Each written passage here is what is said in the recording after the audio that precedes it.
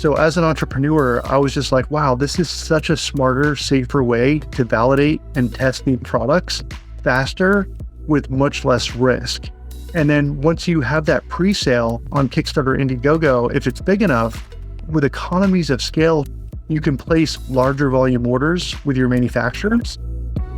Welcome to the B2B Breakthrough podcast. We're here to bring you all the best knowledge, insights, and strategies from e-commerce experts, successful business owners, and the team at Alibaba.com that you'll need to grow your business and achieve your next big breakthrough. I'm your host, Sharon Gai. On today's episode of the B2B Breakthrough podcast, we're thrilled to have Will Ford join us. Will is the president and co-founder of LaunchBoom, a cutting-edge consulting company that revolutionizes the way consumer products are launched through crowdfunding platforms like Kickstarter and Indiegogo. His expertise extends beyond crowdfunding into comprehensive business development, including product ideation, marketing, and fulfillment. Today, he also enriches the crowdfunding community through his role as a partner and co-founder of the Crowdfunded Summit, the world's largest virtual crowdfunding conference. Join us as we dive into Will's insights on turning innovative ideas into profitable business ventures. Welcome, Will. Thanks so much for having me, Sharon. It's great to be here. So would you like to start us off by just letting us know how you got started? So when I first started LaunchBoom, I made several trips out to Shanghai, Shenzhen, Guangzhou, been to Hong Kong many times, and all throughout Asia, we have a tremendous amount of business, as you can imagine, because we're crowdfunding and I work with entrepreneurs worldwide. So I currently work with clients in over 50 countries outside the United States. Wow. Yeah. How did they usually find you? So when I first started LaunchBoom, I was doing something that had never been done before, which was providing a service to product creators to help them properly prepare their product launches before we go to Kickstarter or Indiegogo. And that's really why I named the company LaunchBoom, because that pre-launch preparation is like the most important part of any crowdfunding campaign. And so in the early days of LaunchBoom, I was trying to figure out the same thing. Like, how do I find product creators? And so after I had about a dozen successful campaigns under my belt, I literally went out to Brooklyn, New York, and I met with executive team at Kickstarter. And I said, hey guys, this is why my campaigns are doing so well. It's called pre-launch. This is what I focus and specialize in. And they said, great, we'll make you a preferred partner. And anyone who's not ready to launch with us, we'll just introduce them to your team. And then I went out to San Francisco and I met with Indiegogo's executive team and had a similar conversation. And they said, this is great. Anyone who needs pre-launch support, we'll just direct them to your team. So because I had those partnerships developed early on in our establishing LaunchBoom, it really opened up a lot of opportunity, created a lot of deal flow, and allowed my team to work on a lot more projects early on, which allowed us to learn and create just a better overall system and experience for our clients. Yeah. So initially, a lot of those deals came from those two teams. What were the projects back in the day? And was this early 2010, or? Yeah. So to kind of take a step back. So Kickstarter, Indiegogo, they both more or less started around 2009. And at that time, I had a whole different company that I had started from the ground up that I was scaling. And I did that up until about 2013, 2014. As soon as I exited my last company and sold the business, I literally went right into LaunchBoom, primarily because I couldn't believe that you could take a prototype and you could pre-sell it to backers all over the world on Kickstarter, on Indiegogo, and then take the money off the platform to then figure out manufacturing and delivery. So as an entrepreneur, I was just like, wow, this is such a smarter, safer way to validate and test new products faster with much less risk. And then once you have that pre-sale on Kickstarter, Indiegogo, if it's big enough, with economies of scale, you can place larger volume orders with your manufacturers. And if you're able to do that, because you've got the confidence, because you have the dollars already raised on Kickstarter, Indiegogo, with economies of scale, you can get much lower prices per unit manufactured when you place a larger volume order. So I couldn't believe that this crowdfunding where these crowdfunding platforms like Kickstarter, Indiegogo were actually offering entrepreneurs and product creators an opportunity to significantly de-risk their next product launch opportunities by basically just creating a much better experience, not only for the product creator, but also just like creating a lot less risk, because now you can do the heavy lifting first by validating, testing, and you can actually pre-sell thousands of units of your products on Kickstarter, on Indiegogo, get the money off the platform, and then have more than enough time to work through manufacturing and eventual delivery to those backers. I mean, it sounds almost obvious to list it on Kickstarter or Indiegogo first. Why do you think most people don't even think about that? And instead, they take the road of build first and then place and sell? Yeah, I mean, I'd say honestly, like just education. I think a lot of people, They just don't know about it. yeah, they don't know about it. And like a lot of people are used to like the traditional way of launching products, which is you create a prototype, you set up your manufacturing. Then in most cases, you have to put 50% of the manufacturing order up front. And then you have to finalize that second payment before they're going to produce and deliver. And I used to do that pre-Kickstarter, pre-Indiegogo. I used to be the one coming up with a product idea. I would create like a super creative marketing strategy and plan. And then I would place the biggest order possible with the manufacturer to be able to benefit from those economies of scale with those larger volume orders to get those better price breaks. And then I'd keep my fingers crossed and I'd hope that my marketing plan works, because if it doesn't, now I'm stuck with a bunch of product I can't move. So much inventory. And now I'm upside down before I've even really gotten started. So that's what initially turned me on to Kickstarter and Indiegogo. I was like, wait a minute, I can literally just build a campaign page and I can just have a prototype and I can promote it to people all over the world that are on their platforms looking for cool products. And the reason Kickstarter and Indiegogo worked so well back in 2009, 2010, and they still perform super well today is because tens of millions of backers every month are going to these platforms because they want to get access to the coolest, newest products. They want to get a discount off retail, and they want to be the first ones to receive those products once they're manufactured and produced. So as long as you can kind of create that type of positioning with your marketing and messaging, you can pre-sell thousands of units of your new product idea, and you can actually take those dollars from those backers through the Kickstarter, Indiegogo platforms, and then usually have 6 to 12 months to work through manufacturing and delivery. So it really de-risks a lot of that new product challenge that I used to have. Yeah. Would you recommend listing on both platforms? Yeah. So short answer is no. Oh, pick one. Yeah. So usually like when clients come to us at LaunchBoom and they're looking to launch a new product, but depending upon the category they're in, we'll usually determine which platform we recommend. So the reason I started LaunchBoom, Sharon, was because when in the early days, when Kickstarter and Indiegogo first opened up their doors, it was really easy as a product creator just to like post a campaign, promote your new project with very little ad budget or any ad spend. And because they had these massive audiences of backers that were looking for these super cool products and wanting to support these entrepreneurs. So, shortly after they opened their doors, like a couple years into it, all these other entrepreneurs and product creators were basically catching on to the fact that, wow, these projects are raising hundreds of thousands, if not millions of dollars in pre-sales, and they're doing it within a 30-day window. So more and more product creators started to come into the Kickstarter, Indiegogo landscape and launch more and more campaigns. And that's when it became more competitive to be a product creator. And this is why I decided to start LaunchBoom, because my whole hypothesis from the beginning, and it remains true today, was, hey, before you go to Kickstarter, Indiegogo, why not take a few months and build your own hyper-focused audience, people that actually want to buy your product? And we've done that since our inception through Facebook and Instagram advertising. So what we do is we build the most engaged audience of people that actually want to buy our products before we launch on Kickstarter or Indiegogo. How are you getting those people to do that? How do you build that audience? Yeah, so something that we actually pioneered here at LaunchBoom was when we first started the business, it was right around the same time that Elon Musk was doing that Cybertruck reservation.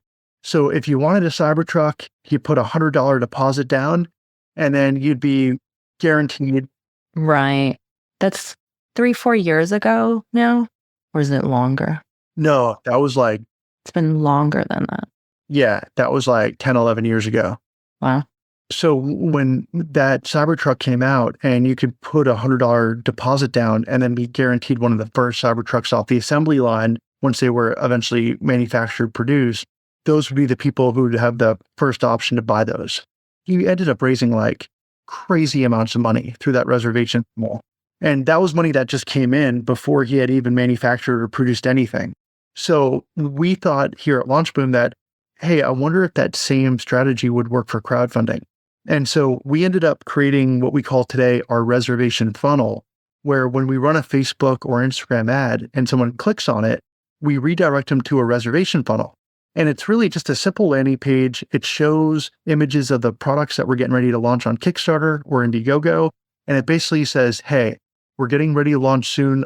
The first 1,000 backers are going to get a super special discount. They're going to get the first delivery as soon as it's produced.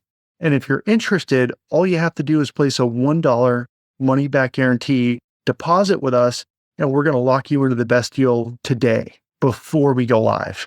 So in doing that, we're literally building the most qualified audience of buyers that are more serious about buying that new product that we're getting ready to launch.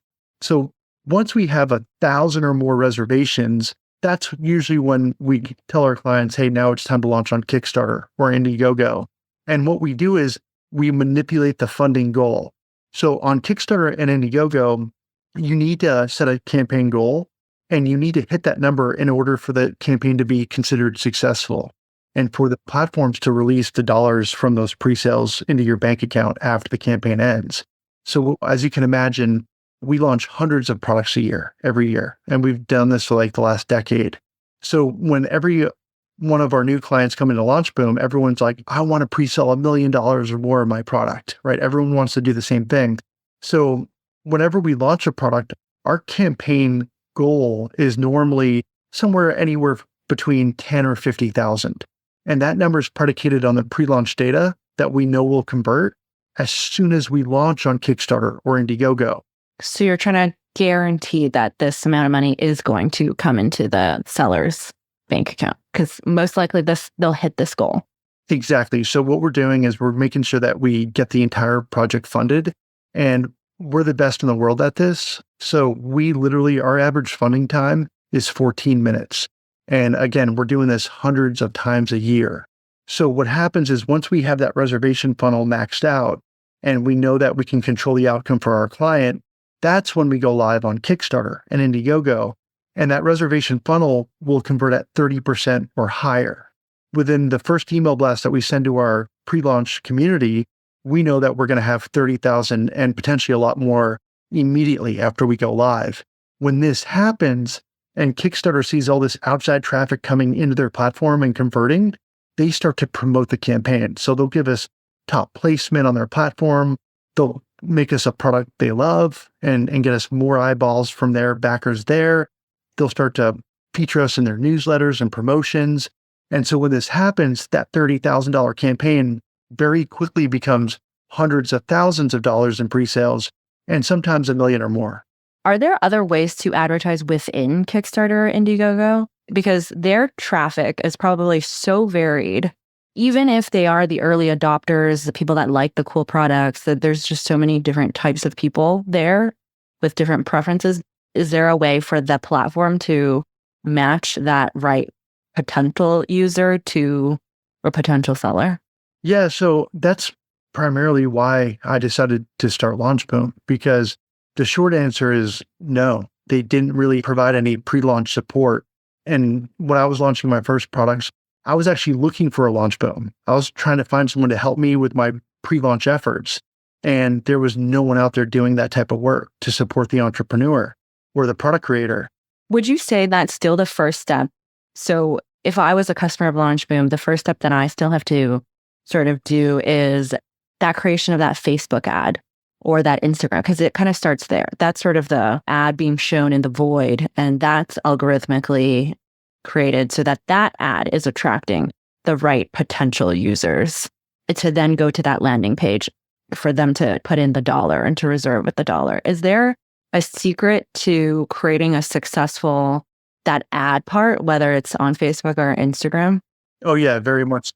Do you recommend your customers with like a certain formula of some sort? Yeah. So we've come so far in the last 10 years, Sharon. So today we're not even an agency anymore. So 2 years ago, we actually pivoted our agency over to a coaching consulting model because we were able to elevate the technology we were using, our platform and software as an agency, to make it more consumer friendly. So the idea was like, how do we help support more product creators in succeeding on Kickstarter and Indiegogo? But how do we make it as affordable as possible?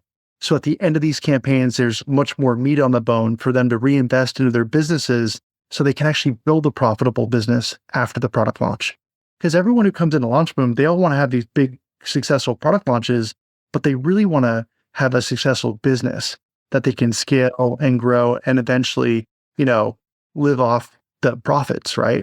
And so what we did a couple of years ago at LaunchBoom was we actually pivoted away from our agency model because we basically developed a system that was much more affordable and much less risky to help all of our clients micro test, understand their pricing, understand who their ideal demographic of buyer is.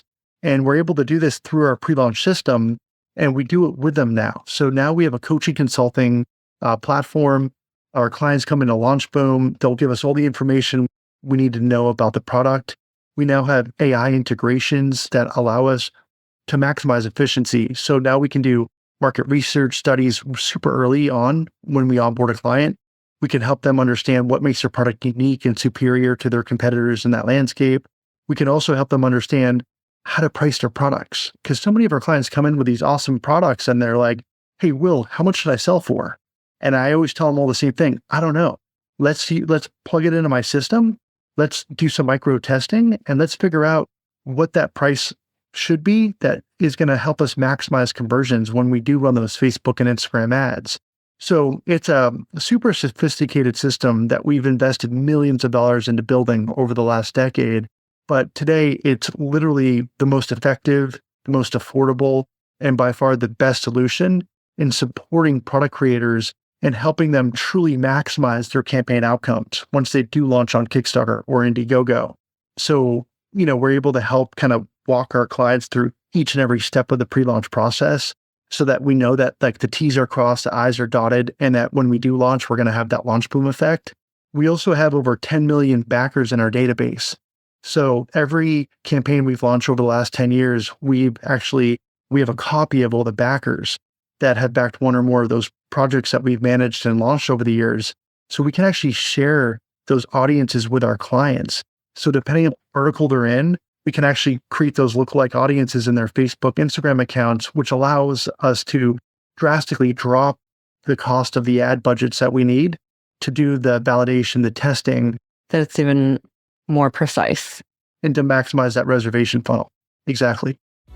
I want to take a minute to talk about Alibaba Guaranteed. Sourcing can be long and complicated, but we're making it as easy as everyday online shopping with Alibaba Guaranteed, a selection of stock and customizable products with on-time delivery and money back for order issues, all guaranteed by Alibaba.com. With Alibaba Guaranteed, you can source with added confidence. You'll find products at competitive wholesale prices, and you can enjoy peace of mind knowing your delivery will arrive on time by the guaranteed dates. Should any issues arise with your orders or product quality, you're covered with a comprehensive money-back guarantee. Search for Alibaba Guaranteed to start sourcing more simply and achieve your next big breakthrough. So how much money do you think somebody would need to get started? Yeah, that's a great question. So someone, when they come into LaunchBoom, so when I was an agency, we used to need much, much bigger budgets. And that's why we decided to pivot over to this coaching consulting model, because as long as you're willing to put a little time in and work with us, we can drastically cut the cost to literally pennies on the dollar compared to what we used to charge as an agency. So to answer your question, today, we are the most affordable solution. So I usually recommend to anyone coming in that we haven't done any work on their project or done any testing, we usually recommend that they prepare at least like $20,000 to support that launch. Okay. And where is that going if we divide that up? Yeah, so I usually say like half that's going to go into the marketing cost, kind of setting up that video and the marketing assets you're going to need to run the ads.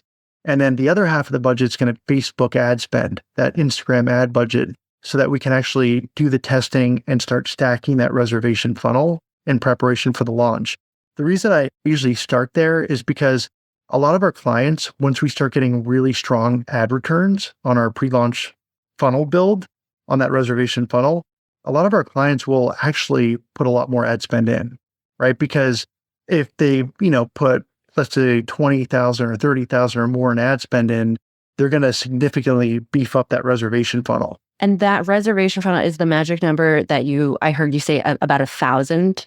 Like you would stop the or pause the ad side until you hit 1,000 emails or 1,000 those pre-purchases. Yeah. So like my rule of thumb is 1,000 or more reservations, but obviously the more reservations, the better. So, again, once our clients usually get to like, close to like 1,000 reservations or more, depending upon their price points, and there's some other variables associated. We always tell our clients to go live when we have the confidence and, more importantly, the reservations necessary to deliver the desired outcome. So it's kind of a loaded question, Sharon. Because about 30% of that is going to convert on the Kickstarter Indiegogo side, right? Because not 30% or more will always convert. And if that cost is low enough, then a lot of our clients will say, wow, these returns are incredible. Let's double or triple our ad budget during pre-launch, because now we're going to build a larger reservation funnel that's going to yield a much greater outcome. So this is why each and every client that come into LaunchBoom, we have to have that coaching and those touch points, because we really need to know that they're going to be in the best possible position to share and raise the amount of pre-sales they need to actually support the manufacturing and delivery to the backers, right? So half of the 20K is going to ad spend, and the other half is going to LaunchBoom for the coaching part? Yeah, so we have two programs. How you divvy it? Yeah, we have two programs. We have one called Accelerator, which is basically for any type of consumer hardware product. And then we have a second program called LaunchBoom Games. So tabletop games has been like board games? Board games. Okay. Yeah, so that's literally been probably the top vertical on Kickstarter. Oh. The last few years. So we actually created a separate community here at LaunchBoom and a second program called LaunchBoom Games dedicated to just tabletop games because... And what's an example of it, like a game? Oh. Like Cards of Humanity? Yeah, that's a great example. It's funny because literally I was in New Hampshire about last week, and I was trying to find a gift for my brother-in-law, like a Happy Father's Day kind of. I was at a bookstore, I was going through so many board games, and that's exactly something that I was looking at. I was like, wow, there's so many newly introduced board games in these recent years that I just have never seen before. I walked away with something else, but I kind of had decision paralysis because there were just so many interesting games that I couldn't fit all of them in my suitcase either. So, but yeah, what are the interesting games that are on the market that's worked really well on Kickstarter, and maybe also some that you guys have launched? Yeah, I mean, we've launched more successful tabletop games on Kickstarter than anyone else in our industry. If you go to LaunchBoom.com, you can click on our campaign page and you can see all the different games that we've launched recently. We always keep that updated. But I mean, we've had some massive, massive campaigns. We launched one recently called Kelp that raised over 1.5 million. We launched another one earlier this year called The Crooked Moon, which launched over 4 million. We launched another one called Botany, which is like a flower hunting game in the Victorian era that launched over $1 million.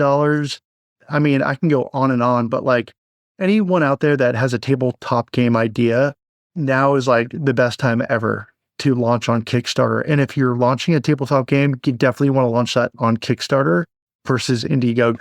Okay. So say I do want to launch a game. Is that does the idea completely come from me? I mean, board games are actually very complicated. There's a lot of rules. There's the whole psychology of how you win. how many players? Like, it's not an overnight thing to develop a game. What do you normally say to somebody who's trying to create their own game? Yeah. So, I mean, we talk to board game creators every day. Day in and day out, I'm sure. Yeah. Yeah.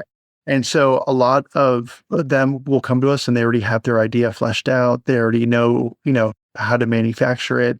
And now they want to go launch it. And so then we take them through our LaunchBoom game pre-launch process. We stack that reservation funnel. And then when we launch on Kickstarter, we have these massive LaunchBoom outcomes. And then we have other, potential clients that come into LaunchBoom that they have an idea for a game, but they haven't designed it. They don't know how to manufacture it. And when those type of people come into LaunchBoom, we actually have partners that we will redirect them to help them actually design the game, get the manufacturing in place so that they understand their cost. Who manufactures the games? Where is that made? I'd say a lot of the big game manufacturers are based in China, and we have a handful of different game manufacturing partners that help us or help our clients work through that. So depending upon the type of game, usually determines kind of which manufacturing partner we'll get them connected to. But normally we don't have our tabletop game clients start with us until they actually know what the product is going to look like, how to manufacture it, because we also need to understand what their costs are. So we can help them understand pricing and maximize that AOV once we get ready to launch on Kickstarter. That sounds super interesting. So other than games, though, what other categories have you noticed from the hundreds of launches that you've done that works well? Because I'd imagine that a lot of first-time entrepreneurs or people who want to get into LaunchBoom, they want to de-risk as much as possible. Yeah, so I would say just some general categories that do really, really well on Indiegogo, on Kickstarter, are going to be categories like fashion, outdoor products. Obviously, tabletop games and comics is a really big category for us. Home and kitchen products, technology, really cool designed hardware, do really, really well. We also have a category that we invented that does extremely well on Indiegogo. We call it the Glamping and hotel category. And so what's really cool is back in 2019, I had a client reach out to me and he had bought a big piece of land in Joshua Tree, California. And he had a render artist design what the land was going to look like once it was developed. And it was called Bubble Hotels. And so what we ended up doing was we launched a campaign on Indiegogo, and we basically were able to pre-book rooms from backers, and we were able to raise over $800,000 in pre-booking these rooms that gave our client the capital he needed to actually finish the development and to actually build out this really cool glamping experience. Oh, so his product is a hotel. Yeah. Okay. Yeah. And it's a weird niche because it's the only vertical outside of consumer product hardware that we experimented with. And since that Bubble Hotel campaign on Indiegogo, we've literally launched dozens and dozens of these glamping hotel type projects on Indiegogo. And we've raised tens of millions of dollars over the years. So yeah, so that's the one outlier. I would say that's not a physical, tangible product, but it's cool, It's an experience, yeah. And backers love that type of thing. Yeah. But I've also seen something pop up in New York, at least, is also these sort of game rooms. It's a newer version of an escape room. And now there's a lot of game show games that you can go, and you also bring a couple of people in, or you can go in alone and then they'll match or pair you with people. But it's an experience, also an entertainment activity. And the one that I know is now attracting investors. So people want to invest in it too. And it's this new sort of entertainment concept that's taking off. So yeah, I guess there's just so many different types of possibilities. Yeah, you bring up a good point because a lot of people that come to LaunchBoom, there are different types of crowdfunding options. So we focus here at LaunchBoom on what's called reward-based crowdfunding, which is where you can launch a new product on Kickstarter, Indiegogo, and you can pre-sell the product. And then you get all that money up front before you have to manufacture and deliver. Then you have what's called equity crowdfunding. And there are these awesome equity crowdfunding platforms like WeFunder and Start Engine and Dallamore, and there's many others. And those are for companies that don't necessarily have a consumer tangible product, or even if they do, but now they're ready to like sell equity in exchange for more capital to continue to accelerate their growth, or what I call growth capital. Equity crowdfunding platforms are really incredible opportunities to support entrepreneurs in raising more growth capital once they're ready to actually like value their company and sell equity in exchange for capital. Yeah. What would you recommend as a potential investor who's looking at this landscape? For an investor, I would point them primarily to the equity crowdfunding platforms because now they can actually own shares in the company. Whereas on Kickstarter, Indiegogo, they could still participate, but they would be pre-ordering or pre-buying an actual consumer product. They wouldn't actually own shares or stock in that company. Have you ever thought of creating sort of a competitive platform to Kickstarter or Indiegogo, since you have created so much traffic within that product creation audience naturally? Yeah, honestly, like it's not something that we've ever considered doing, just because like Kickstarter and Indiegogo have done such a great job kind of building up their platforms over the years, where they have like just this tens of millions of monthly unique visitors going to their sites looking to back these projects. And really kind of like the opportunity I've always seen from our inception was like, hey, why don't we like focus on just pre-launch? Why don't we help product creators properly set up their product launches so that when we go to Kickstarter, Indiegogo, we can have that launch boom effect and not only like raise more dollars, but also maximize the conversions we can get from those massive audiences that are already on Kickstarter and Indiegogo. So we've never ever considered creating a competing platform. They're just like Kickstarter and Indiegogo, they really are like the two main players. They always have been. They invented the space, the platforms, and they're like the gorillas, right? So it wouldn't really make sense to try to compete with them. Right. Why do you think there's only two so far in this space? I've seen others over the years kind of come into the space and try to take some market share away from them. There are others out there that are currently, trying to compete with Kickstarter, Indiegogo, but they're not really doing that well. And when I say they're not doing that well, they don't have those massive amounts of backers continually coming to their platform looking for these projects. So what I've noticed with some of like the competitors is that their campaigns just aren't raising that much money. And if we're going to truly help our product creators succeed, we want to maximize that pre-sale. And really the best platforms that we know and trust do the best job are Indiegogo and Kickstarter. What do you think are going to be the future innovations in the crowdfunding space? Like looking into the future, what do you think we're going to be seeing more of?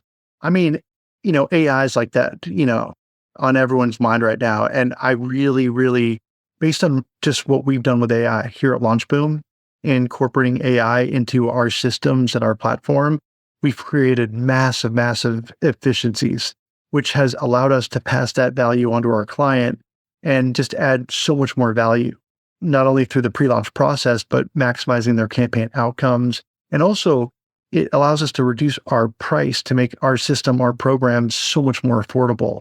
So I'm excited to see what Indiegogo and Kickstarter do with AI in maximizing efficiencies and just overall experience for their crowdfunding creators and backers.